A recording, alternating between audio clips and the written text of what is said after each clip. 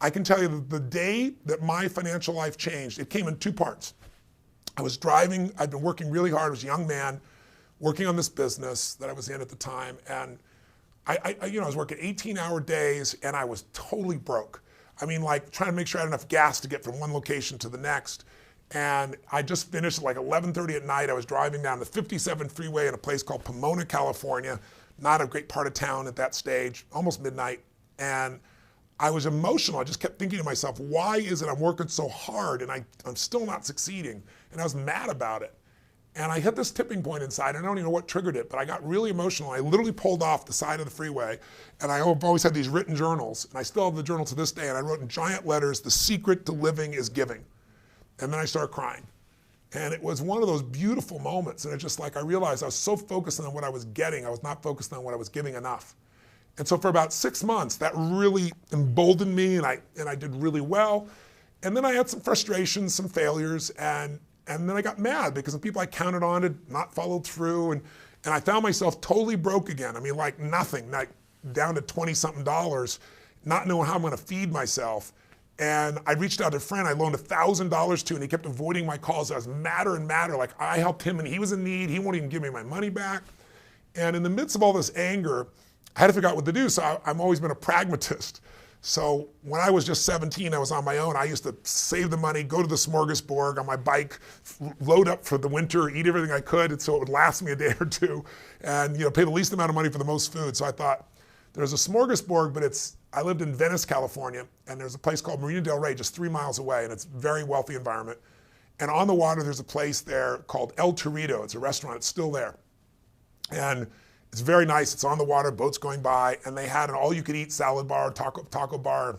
So I said, I'm gonna go there. So I didn't spend the money on my car for the gas for the 3 miles I'll walk there. I'm not gonna pay for parking. I was monitoring every dime. Total scarcity.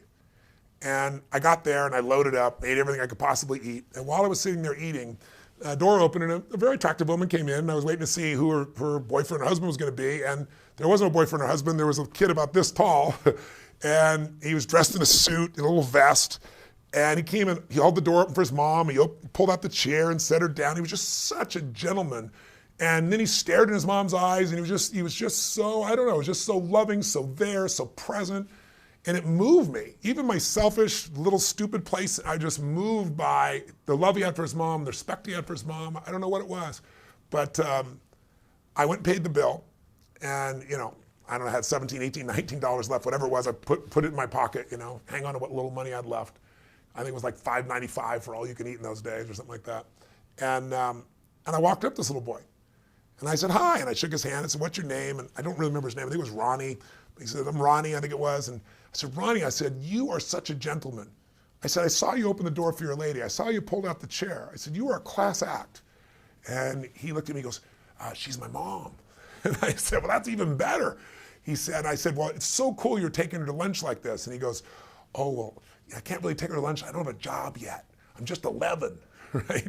And I said, well, I think he's 11. And I said to him, I said, well, yes, you are. You are taking her to lunch. He said, what do you mean? And I just reached in my pocket. I had no plan. There was no strategy.